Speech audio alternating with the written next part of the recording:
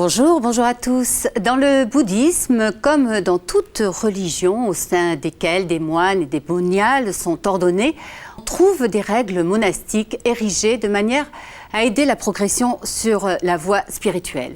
Elles agissent en quelque sorte comme des garde-fous afin notamment d'apaiser le mental et pour harmoniser le corps et l'esprit, le tout facilitant le dialogue intérieur. Certaines de ces règles monastiques, bien comprises et bien vécues, peuvent également être appliquées par tout laïc engagé dans une pratique bouddhiste. Lesquelles, comment, on en parle tout de suite avec notre invité Roland Rech. Roland Rech qui nous dira également ce que représentent vraiment ces règles. Roland Rech, bonjour. Bonjour. Alors vous êtes l'un des principaux responsables de l'AZI, l'association Zen Internationale, et on va préciser ici que vous êtes moine zen, puisque ça nous concerne directement pour cette émission. Par ailleurs, donc, vous enseignez un peu partout en Europe et en France, et plus particulièrement à Nice, où vous résidez et où vous dirigez le dojo de la ville. Alors, dans le bouddhisme en général, dans le bouddhisme mahayana, il est dit que nous avons tous la nature de Bouddha. Alors, dans ces conditions, pourquoi devenir moine ? Oui, on devient moine pour permettre à cette nature de Bouddha de s'épanouir et d'inspirer tous les aspects de notre vie. D'ailleurs, le fait de devenir moine veut dire devenir à la fois seul, mais devenir un. Alors devenir seul, ça veut dire quitter tous les objets d'attachement que l'on a dans la vie sociale, ordinaire, les ambitions professionnelles, la vie de famille, mais ça signifie aussi et surtout abandonner nos objets d'attachement, nos objets de désir, et réaliser que ces objets de désir, on ne peut pas finalement les posséder. Donc la solitude, c'est plutôt un lâcher-prise, plutôt que de s'isoler du monde. C'est plutôt un état de solitude intérieure, au sens de se détacher de ces objets d'attachement. Et puis devenir un, c'est devenir un avec la vérité qui nous anime et qui fonde notre vie. Alors déjà, ça va poser plein de questions, hein, on va voir au cours de l'émission.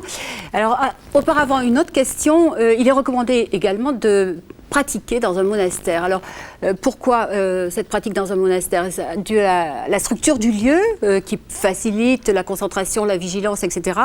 Ou est-ce dû au fait de pratiquer ensemble ? Alors, il y a les deux, et puis il y a encore une raison supplémentaire. Mais effectivement, la structure du monastère, avec sa vie extrêmement régulière, permet de s'oublier soi-même, d'oublier ses propres désirs égoïstes pour s'harmoniser avec la règle du monastère. La règle en elle-même est une occasion de lâcher prise, d'abandon de soi et de s'harmoniser avec les autres. Et puis, vivre dans un monastère, ça veut dire aussi vivre sous la direction spirituelle d'un maître. Donc, un guide. Donc. Un guide. Hein, et donc, c'est aussi pour cela une occasion privilégiée d'approfondir la pratique de la voie. Et dans un monastère, en fait, tout est organisé pour que, entre la pratique de la méditation d'un côté, les rituels de l'autre et le reste de la vie quotidienne, il n'y ait aucune séparation, que tout soit vécu en harmonie dans le prolongement. Alors que pour quelqu'un qui mène une vie laïque, souvent il est difficile de concilier la présence dans un dojo ou dans un temple pour certaines pratiques, et puis ses obligations familiales et sa vie professionnelle. Donc en fait, il n'y a pas de rupture quand on pratique dans un monastère. Voilà, c'est surtout l'aspect de l'unité de la vie à partir de la pratique fondamentale de Zazen, qui est la source, et tout vient s'harmoniser beaucoup plus facilement que dans la vie sociale, où on est un peu dispersé dans toutes sortes de directions. Alors, cela dit, dans le Mahayana, et notamment pour les moines zen, il y a deux types de vœux peut-être, puisque certains peuvent être mariés, vivre en famille, donc, et d'autres choisissent de rester, j'allais dire célibataire, c'est pas le cas, mais enfin, de la chasteté, quoi. Voilà.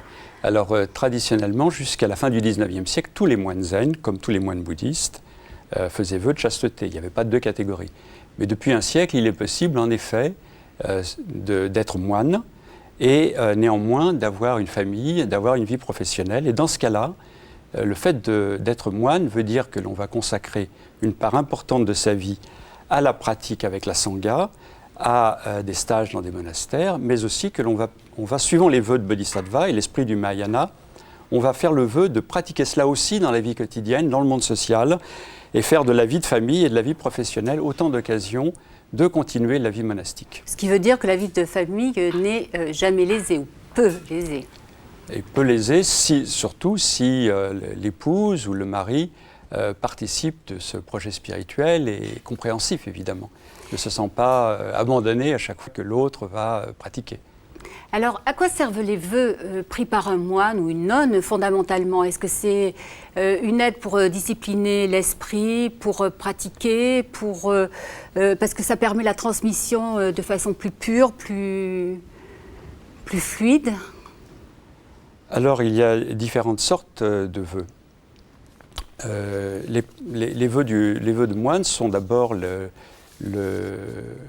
ce qu'on appelle les 3 vœux purs, c'est-à-dire de pratiquer le bien, d'éviter le mal et de pratiquer le bien pour le bien-être de tous les êtres. Ça, ce sont les vœux fondamentaux. Le bien et le mal, il y a des notions justes, pas justes Eh bien, le bien, c'est ce qui contribue au bonheur de tous les êtres, ce qui contribue à l'éveil spirituel. Le mal, c'est au contraire ce qui nous en éloigne et ce qui est surtout source de souffrance. Parce qu'il n'y a pas de connotation morale, excusez-moi. Il n'y a pas de connotation morale, mais je pense qu'il est dangereux de trop insister sur le fait que le zen, par exemple, soit au-delà du bien et du mal.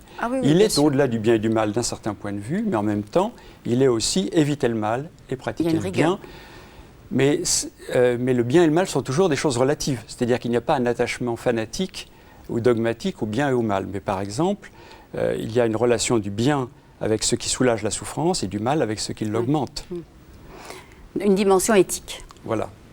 Alors donc, vous avez parlé des 3 types de vœux fondamentaux. C'est ce qu'on appelle les vœux purs, oui. Ensuite, il y a le vœu de suivre les 3 trésors. Et dans la vie monastique, donc, on fait particulièrement le vœu de suivre et de s'harmoniser avec la Sangha, qui est donc la communauté des moines.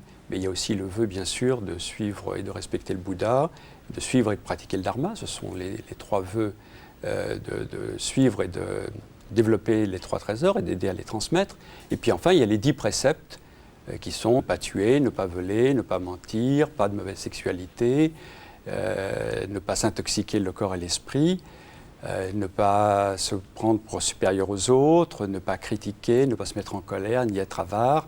C'est beaucoup de travail. Voilà. Donc Ce sont 10 vœux, et puis ne pas calomnier les 3 trésors. Donc ce sont les 10 vœux de protéger les préceptes que l'on fait lorsque l'on devient moine. Mais le vœu principal, quand on devient moine, c'est de centrer toute sa vie sur la pratique de la voie avec les autres et pour les autres. Alors après, quel que soit le cadre, il peut être le monastère ou il peut être la vie dans la cité, c'est le vœu essentiel qui anime le moine. Donc finalement, entre la vie dans le monastère et la vie laïque, il n'y a pas tellement de différence pour le moine. Oui, il n'y a pas tellement de différence, mais quand on est débutant, il est très difficile de trouver cette unité spontanément dans la vie quotidienne. Alors, j'aimerais parler un peu de la manière dont on vit dans un monastère. Oui, justement, je voulais vous demander la journée type. Un sens un petit peu concret à ce dont on parle. Quand on vit dans un monastère, une des premières règles, c'est de s'harmoniser avec les autres au niveau des horaires. Donc, quand la cloche du réveil sonne à 4 heures du matin, tout le monde se lève et il n'est pas question de rester en arrière.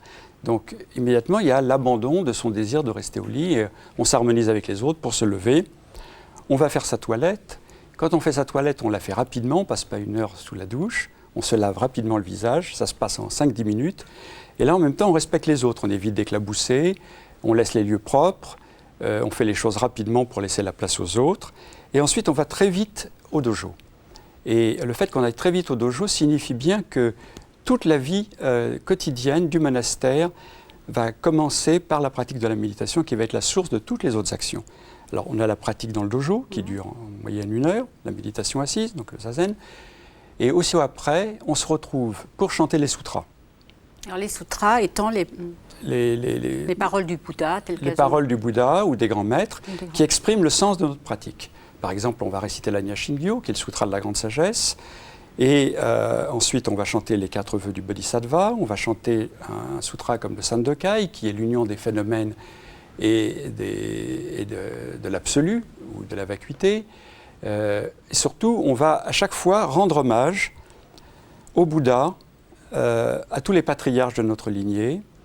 On va également prier pour les morts, on va prier pour les malades, pour les familles, tous les gens qui sont dans l'environnement du temple. Donc, dans cette pratique du rituel, et il y a énormément de choses qui sont incluses. En fait, c'est se relier aux autres et au monde et à la vie. Voilà, se relier à Bouddha, à l'esprit de Bouddha, se relier à tous ceux qui ont aidé à transmettre, exprimer notre gratitude pour ceux qui ont transmis, manifester donc cet esprit joyeux de quelqu'un qui reconnaît le bonheur immense qu'il y a à être dans cette famille des Bouddhas et des patriarches, et à pouvoir pratiquer leur enseignement. Et en même temps, c'est une pratique non égoïste, c'est-à-dire qu'on dédie tout ce que l'on fait dans le monastère pour le bien-être de tous les êtres, et on dédie les cérémonies pour les laïcs. Alors je suppose qu'on peut reproduire beaucoup de tout ça, de ces rituels dans la vie ordinaire, sociale, lorsqu'on est moine également. Comment fait-on finalement? Qu'est-ce qui est important alors, à l'extérieur? Par exemple, vous vivez beaucoup à l'extérieur. Vous n'êtes pas dans un monastère à plein temps. Donc, je suppose que vous reproduisez certains rituels, certaines actions. Bien sûr. Par exemple, un des rituels importants, c'est le rituel des repas. Donc, avant de prendre un repas, on récite un court sutra dans lequel on se rappelle et on rappelle que l'on prend cette nourriture pour pratiquer la voie et pas simplement pour satisfaire sa gourmandise. On donne une partie de la nourriture en offrande pour les affamés, donc c'est l'occasion de penser à tous ceux qui ont faim. Et puis en même temps, le fait d'avoir ce rituel avant de commencer le repas calme l'esprit et permet de manger dans un esprit de concentration comme une véritable cérémonie, comme une pratique de la voie, et non pas avec avidité en se précipitant sur la nourriture. Dans les temples, on mange en silence. Oui. Est-ce qu'on fait la même chose à l'extérieur? Parce qu'il y a peut-être un risque de marginalisation, et puis après vous conclurez sur la nécessité peut-être d'alterner à la fois la vie monastique et la vie laïque. Oui, alors effectivement, souvent le repas est quelque chose de convivial. Et donc manger en silence, ça paraît une sorte de punition ou quelque chose qui n'est justement pas convivial avec les gens, pour les gens avec lesquels on mange. Néanmoins, manger calmement, faire une certaine part au silence, même si on a quelques échanges dans un repas, c'est très important et on s'en trouve très vite, très bien. D'abord, on va mieux assimiler ce que l'on mange et on va être beaucoup plus en présence de l'autre, souvent dans le silence ou dans quelques paroles échangées mais qui sont vraiment senties comme importantes, quelque chose que vraiment on a envie d'exprimer à l'autre, plutôt que ces bavardages de table où finalement ça termine en une espèce de brouhaha, de dispersion et ne laisse pas véritablement un souvenir profond du repas qu'on a pris ensemble. C'est vrai. Alors, en conclusion, Roland, pour un laïc, par exemple, pour un moine, il est bon d'alterner à la fois un peu de pratique dans les monastères, un peu de pratique à l'extérieur, pour mieux comprendre un peu la société aussi. Oui, c'est pas seulement un peu, je crois que c'est essentiel, cette alternance, cette fluidité entre le retrait dans le monastère, et où on se ressource, et le retour dans la vie civile, dans la vie laïque, et notamment à travers le travail, car je n'ai pas mentionné, mais c'est un des aspects essentiels de la vie monastique, une des règles de base, c'est un jour sans travail est un jour sans manger, et dans la vie, ça s'applique dans le monastère, et évidemment dans la vie civile, on doit gagner sa vie, mais pas seulement la gagner, mais travailler de manière à faire de son travail un service rendu à la communauté, un don, une pratique du don, et une pratique de la concentration de chaque instant, en abandonnant l'esprit de sélection, de choix qui estime qu'il y a des tâches nobles et des tâches spirituelles d'un côté, des tâches vulgaires et prosaïques de l'autre. Faire vraiment de sa vie une unité, ça implique cette fluidité entre la vie monastique et la vie laïque, jusqu'au point où il n'y a plus de différence, où le monastère est partout. Roland, merci. Roland Reich, merci. Je vous propose maintenant quelques livres avant de vous quitter. Tout d'abord, cet ouvrage de notre invité Roland Reich, Voix d'éveil. Il est édité par les éditions Yuno Kusen. Le Dharma de Saint-Benoît, bouddhisme, christianisme et quête spirituelle de Patrick Henry est publié par les éditions Kunchab.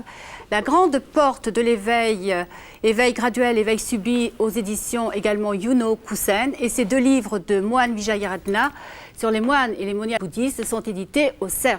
Je vous rappelle que si vous souhaitez nous écrire, vous pouvez le faire à l'adresse qui s'affiche maintenant sur votre écran. Merci de nous avoir accompagnés. Très très belle journée à tous. On se retrouve dimanche prochain. Et en attendant, n'oubliez pas de donner du bonheur et de la joie autour de vous. Très très belle journée à tous. Excellente semaine. À dimanche.